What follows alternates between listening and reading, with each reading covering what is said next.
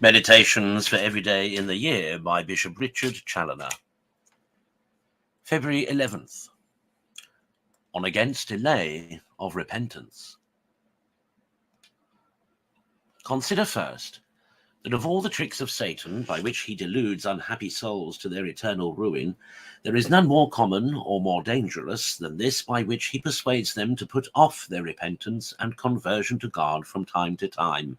And millions of poor souls have been thus betrayed into that bottomless pit of never-ending woe, where the worm never dies and the fire is never extinguished, who thought as little of damning themselves or of dying in their sins as any now living. But by putting off their conversion, they have gone on provoking the divine justice, till by a just judgment of God they have been cut off when they least expected it, and dying as they lived, have been justly sentenced to that second and everlasting death. Unhappy wretches, who would not believe the just judge who so often warned them to watch, and assured them that otherwise he should surprise them like a thief in the night when they least expect him. Ah, how dreadful and how common are these judgments! Consider, secondly, the insupportable affront that sinners offer to the divine majesty, when being invited and pressed by his heavenly graces to a reconciliation with their offended God, they put him off till another time, shutting their ears to his sweet calls, and refusing him an entrance to their hearts, where he stands and knocks. Alas, if he withdraws himself, they are undone forever. And how dare they treat him with so much contempt? Is it not an infinite goodness in him to have already suffered them so long in their sins, to have restrained the sword of his justice from falling upon their guilty heads, to have kept them so long out of hell, hanging as they were all the while over this bottomless pit, and supported only by a slender thread of a brittle life, which he held in his hand? Is it not an inexpressible condescension of his divine majesty, after their repeated treasons, to allow them any condition of peace and reconciliation at all?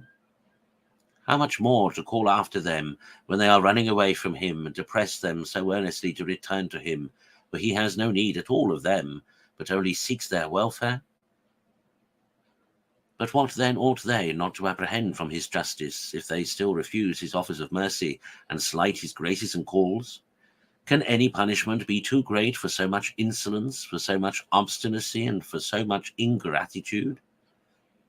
Oh, let them give ear to his treats by the mouth of the wise man. Proverbs 1:24. Because I have called, and you have refused to hear.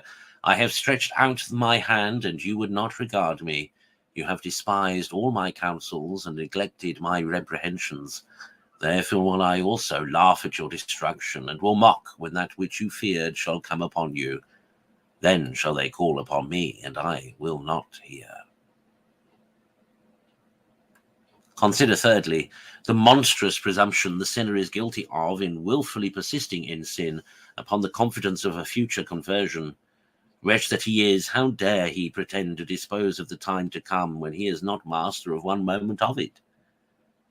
Or how has he the assurance to promise himself greater graces hereafter than those he abuses at present?